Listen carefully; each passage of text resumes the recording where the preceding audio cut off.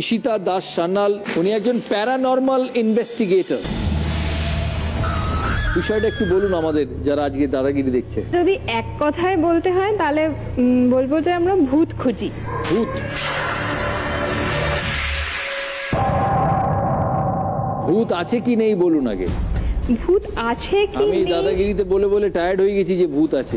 লোকে ভাববে দাদা ভীতু, ভুলভাল বকে। এবার আপনি বলুন ভূত আছে কি নেই। তার আগে আমি যেটা বলতে চাই সেটা হচ্ছে যে আমাদের রোজকার জীবনে এমন অনেক ঘটনা ঘটে যেগুলোর আমরা কোনো উত্তর খুঁজে পাই না, হ্যাঁ, কিন্তু সেটাকে আমরা মনের ভুল বলে ইগনোর করে যাই। কিন্তু কখনো যদি ভেবে দেখি যে যদি ওটা মনের ভুল না হয় তাহলে কি হয়ে গেল। যারা দেখছেন বাড়িতে শুনুন, কোনো জিনিস যদি হঠাৎ করে ঘটলো, একদিন ঘটলো, সেটাকে আমরা ধরি না, কিন্তু সেই ঘটনাটা যদি রিপিটেডলি কারোর সাথে ঘটতে থাকে, মানে আমি বলছি কেউ যদি বাড়িতে পায়ের শব্দ শুনতে পায় বা কেউ যদি বলে যে আমি ছায়া দেখতে পাচ্ছি, মানে এই জিনিসটা যখন বারবার ঘটে তখন আমাদের ডাক পড়ে।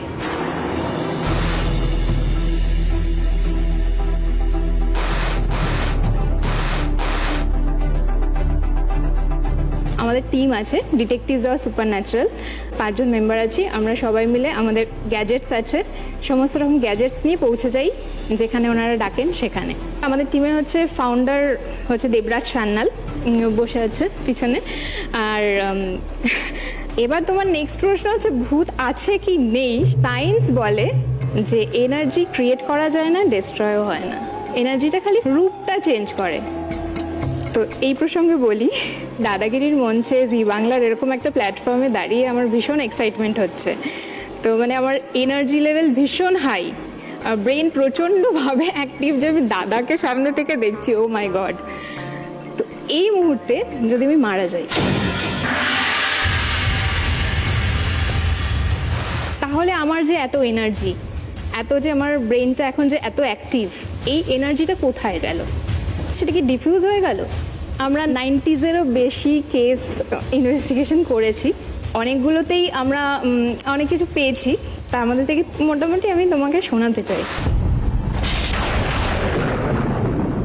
একটা হচ্ছে কার্শিয়াংয়ের ডাউহিল।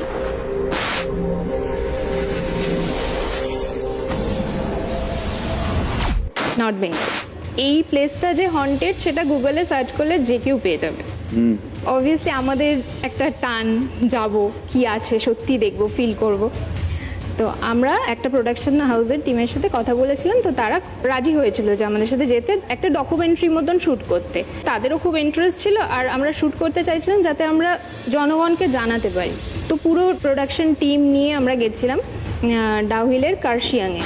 সেখানে একটা রাস্তা আছে যেটাকে ডেট রোড বলা হয়। ওখানে একটা খুব নামকরা স্কুল আছে, সেটা হচ্ছে ভিক্টোরিয়া বয়েজ স্কুল। ওই স্কুলটার সামনের যে রাস্তাটা ওটাকেই ডেট রোড বলা হয়। এবার ওই রাস্তাটায় রাত্রির 8টার পর থেকে জনমানব তো ছেড়েই দাও, মানে একটা কুকুরকেও দেখা যায় না। আমরা পুরো টিম নিয়ে ওখানে পৌঁছালাম আমাদের গ্যাজেটস নিয়ে।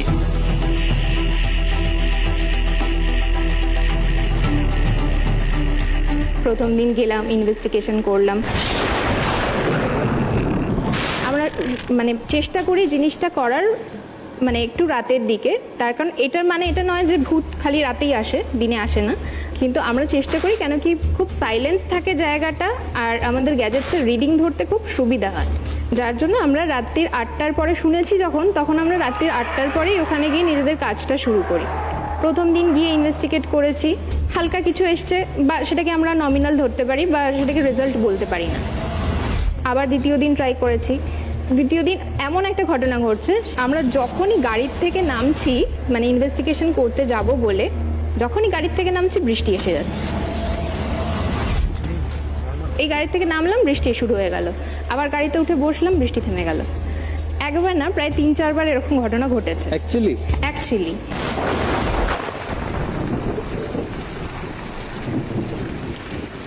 এবার গাড়িতে এসে যখন রিডিং নিচ্ছি, তোমার আমি দেখাচ্ছি, এটা হচ্ছে ইএমএফ ডিটেক্টর বলে, ইলেকট্রোম্যাগনেটিক ফিল্ড ডিটেক্টর। এইটাতে ম্যাগনেটিক ফিল্ডের রেটিং ধরা হয়।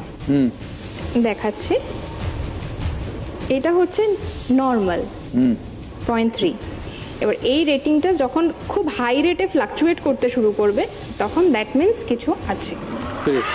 কিছু আছে। হ্যাঁ, তো এবার এই মিটারটাতে আমাদের ওই সময়, যে সময় এইসব ঘটনা যখন একসাথে ঘটছে, তখন এই মিটারে রিডিং দিচ্ছে 141.5, যেটা নর্মাল হচ্ছে 0.3। ঠান্ডার সময় টেম্পারেচার যেখানে থাকার কথা 25 ম্যাক্সিমাম, সেখানে টেম্পারেচারের রিডিং দিচ্ছে 32.5। এই দুটো হচ্ছে শেডিং ঘটেছে সেকেন্ড দিন। এবার আমি থার্ড দিন যাই। থার্ড দিন গিয়ে যখন আমরা জঙ্গলের ভেতরে একদম ইনভেস্টিগেশন করতে নেমে গেছি, একদম গভীর জঙ্গলে রাত্রিবেলা, হঠাৎ করে ক্যামেরা অফ হয়ে যায়।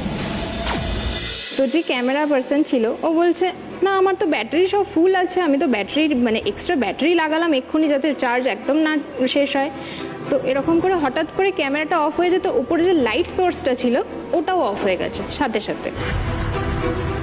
যেহেতু প্রোডাকশন টিমের তো এগুলো আইডিয়া নেই, মানে ওরা রীতিমতো ভয় পেয়ে গেছে আর কি। তো বলছে না না তোমরা চলো এখান থেকে। अनिंदिता आप लोग देखिए ऊपर चले जाओ। ओके ओके हम लोग ऊपर जा रहे हैं। তো আমরা সবাই ওপরের দিকে যখন উঠে আসছি, তখন হঠাৎ করে শুভ প্রচণ্ড জোরে চেঁচিয়ে ওঠে, যে মনে হলো ওর পিঠটা ভীষণ জ্বলছে। কি হয়েছে বোঝা যাচ্ছে না। बहुत दुख रहा है मेरे पीठ, जल्दी से ऊपर चलो। তো ওরা তখন তাড়াহুড়ো করে সবাই মিলে ওকে ধরে ওপরের দিকে নিয়ে আসে। তো এবার জঙ্গলের ভেতরে তো আমরা ভাবলাম যে কিছু জন্তু জানোয়ারও থাকতে পারে বা গাছের ঘষা লেগেও কিছু হতে পারে। কিন্তু যখন ও ওপরে এলো, ওর যে জ্যাকেট পরা ছিল, তার নিচে টি শার্ট ছিল, কিচ্ছু নেই, নো স্ক্র্যাচেস, কিচ্ছু নেই। যখন পিঠটা তোলা হলো জামাটা, এইরকম স্ক্র্যাচ। লাইটটাকে একটু সাইড দিয়ে দাও, ডিরেক্ট দিও না, সাইড করে একটু লাইট। तू चुपचाप बैठ ना। হাতটা সরা, হাতটা সরা, आस्ते आस्ते आस्ते। ठीक है ठीक है रुक जा तू ऐसे तू ऐसे लेट जा इस पे। अरे इसमें लेट ना, तू गाड़ी को पकड़ना। জাস্ট দু হাত দিয়ে কেউ যদি এইভাবে স্ক্র্যাচ করে, এইরকম স্ক্র্যাচ, আর রক্ত ঝরছে। বাপরে।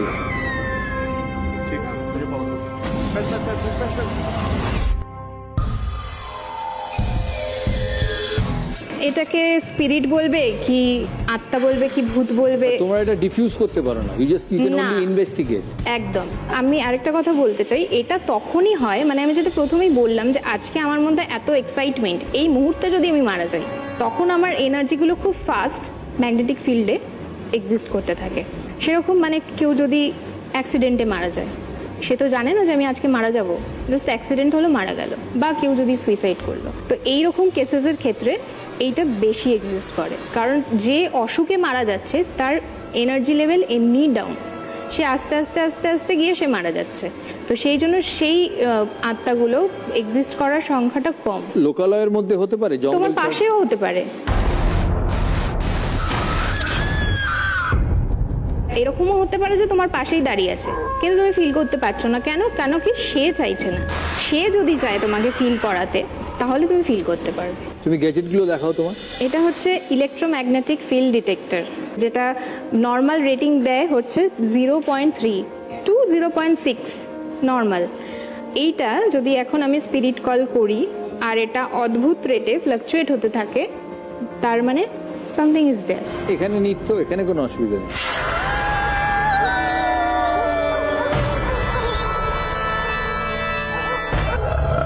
এটা হচ্ছে ইলেকট্রনিক ভয়েস ফেনোমেনা, ইভিপি। এই গ্যাজেটটায় যেটা হয়, লো ফ্রিকোয়েন্সি ভয়েস ধরা পড়ে। মানে এটা আমরা চালিয়ে যখন রেকর্ড করে কম্পিউটারে অ্যানালাইজ করে শুনি, তখন এটাতে যদি ভূত বা কিছু, যেটা তোমরা বলছো, যদি কোনো বার্তা দেয়, আমরা একা বলছি না, তুমিও বলছো। হ্যাঁ মানে আমরা সবাই বলছি, যদি কোনো বার্তা দেয় তাহলে এই ডিভাইসটার মাধ্যমে আমরা শুনতে পারি। এটা হচ্ছে একদম লো ফ্রিকোয়েন্সি সাউন্ড ধরতে পারে। আচ্ছা, এটা হচ্ছে এক্সটার্নাল থার্মোমিটার, পুরো জায়গাটার টেম্পারেচার এটা মেজার করে। কেন কি যখন এরকম স্পিরিচুয়াল কিছু ঘটে, তখন কখনো কখনো হটস্পট কোল্ড স্পট তৈরি হয়।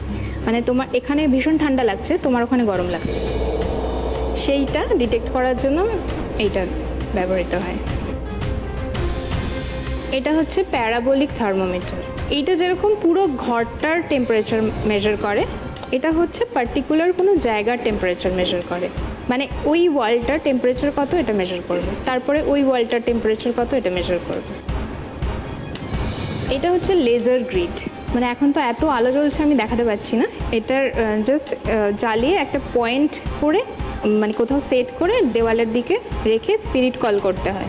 যখন আমরা কল করছি তখন আমরা সাথে সাথে ক্যামেরাতে ভিডিও করছি, ফটো তুলছি, র্যান্ডম ক্লিক করতে হয় ফটো। আমরা লাইট কমালে দেখাতে পারবো? হ্যাঁ একদম। চলো দেখি লাইটটা কমাও।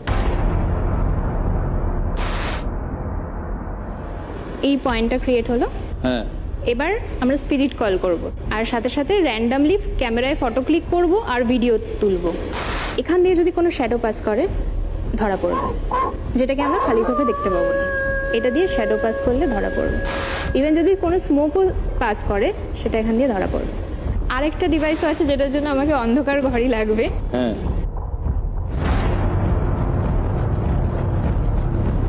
সেটা হচ্ছে মোশন সেন্সর। এই ডিভাইসটা, এটার জন্য একটু অন্ধকার ঘর লাগবে।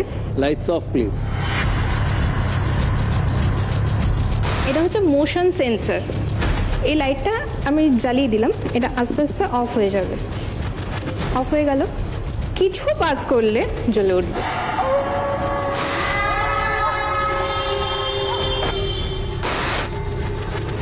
তো এটা হলো আরেকটা গ্যাজেট।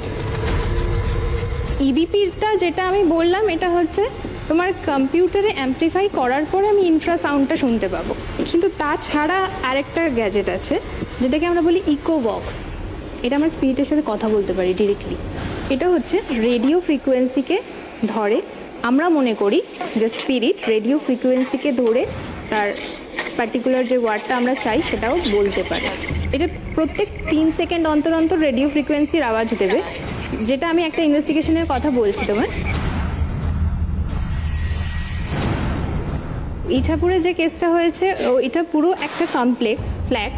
সেখানে যে কটা পরিবার আছে কেউ শান্তিতে থাকতে পারে না, মানে ওদের মধ্যে রাত দিন অশান্তি, প্রায় মারপিটও হয়। আমাদেরকে যিনি কল করেছিলেন, ওনার হাজব্যান্ড ওখানে গানশেল ফ্যাক্টরিতে কাজ করতেন, যথেষ্ট স্টাউট, খুব ভালো। কিন্তু কদিন আগের থেকে ওনার মানে ওদের যে ঘটনাটা যে ঘটেছে সেই ঘটনাটা আমি বলছি, সেইটা ঘটার পর থেকে ওনার হাজব্যান্ড প্রায় এত অসুস্থ হয়ে পড়লেন যে প্যারালাইসিসড হয়ে গেলেন। ওনাকে ধরে ধরে খাওয়াতে হয়, উঠিয়ে নিয়ে যেতে হয়, এরকম অবস্থা। কিন্তু তার মধ্যেও রিয়াকশনসগুলো তার কখনো একদম চুপচাপ, কখনো হঠাৎ করে আমাকে ডাকছে আমাকে ডাকছে, মানে এরকম করে চেঁচিয়ে ওঠে। তো ঘটনাটা যেটা ওনারা বলছেন যে ওখানে ঘটেছে, যার জায়গায় ফ্ল্যাটটা তৈরি হয়েছে সেই ভদ্রলোকটি মানে খুব একটা আর কি ভালো ছিলেন না, মানে সবার সাথেই একটু ঝগড়া ঝামেলা এরকম টাইপের ছিলেন বরাবরই। তো ওনার ওই ফ্ল্যাটটায় যারাই থাকতে এসছে সবার সাথে ওনার ঝামেলা, পুরো বিল্ডিংটায় সবার সাথে ওনার ঝামেলা। সেই ভদ্রলোকটি কিছুদিন আগে মারা যান গঙ্গায় ডুবে। এই ঘটনাটি ঘটার পর থেকে এইসব ঝামেলা শুরু হয়েছে। তো সেখানে আমরা ইনভেস্টিগেশন শুরু করলাম। যিনি ডেকেছিলেন ওনাকে আর ওনার মেয়েও ছিলেন। তো ওনাদেরকে বলছিলাম যে আপনারা কল করুন আর আপনারা কানেক্ট করার চেষ্টা করুন, আপনারা জিজ্ঞাসা করুন নাম ধরে যে উনি কি সে। রাজীব দা, আমরা সবাই চলে গেলে তুমি শান্তি কেন?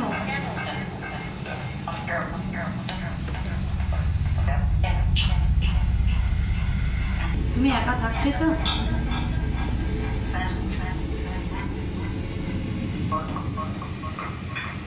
ইকোবক্স সেশনটা যখন হচ্ছিল না, তখন ছাদের উপর প্রায় অনেকবার একটা শব্দ শোনা যায়। তো আমরা ওনাদের জিজ্ঞাসা করলাম ছাদে কি কেউ আছে? বলছেন না, ছাদে তো তালা দিয়ে এসছি আর চাবি আমার কাছে। তাহলে অন্য কেউ গেছে কি? বলছেন না, আর তো কেউ যাওয়ার নেই। তো তখন দেবরাজ আর শুভ ছাদে গিয়ে দেখতে গেল যে মানে দরজা কেউ খুলেছে কিনা। গিয়ে দেখলো দরজা অ্যাজ ইট ইজ তালা দেওয়া, আর পুরো ছাদ পরিষ্কার, মানে কেউ যদি পাশের ছাদ থেকেও কিছু ফেলে থাকে তো কিছু পড়ে থাকবে, কিচ্ছু নেই, একদম ক্লিয়ার সাউন্ড। যখন আমরা স্পিরিটটা কল করছিলাম আমাদের কাছে এইরকম এভিডেন্সগুলো আছে। এবার তোমরা সবাই ডিসাইড করো যে ভূত আছে কি নেই। আমি এভিডেন্স দিলাম। আমি ডিসাইডেড।